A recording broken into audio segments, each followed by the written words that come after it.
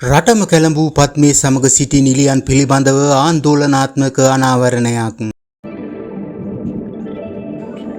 මේ වන විට අත්අඩංගුවේ පසුවන කෙහෙල්බද්දර පත්මේ සමග සම්බන්ධකම් පැවැත් වූ රංගන ශිල්පිනියන් කිහිප දෙනෙකු පිළිබඳව මේ වන විට සමාජ මාධ්‍ය දැඩි උණුසුම්ව තිබෙනවා. ඔවුන්ගේ ඡායාරූප මේ වන විටත් සංසරණ වෙමින් නැති ආකාරයද දක්නට ලැබෙනවා. එම තොරතුරු වල ඇති ආකාරයට පියුමි හංසමාලි, ගයත්‍රි ඩයස්, හේසනි ලියදිපිට, පියුමි බොතේජු ආදී වශයෙන් ජනප්‍රිය නිලියන් කිහිප දෙනෙකු පිළිබඳව දක්නට ලැබෙනවා.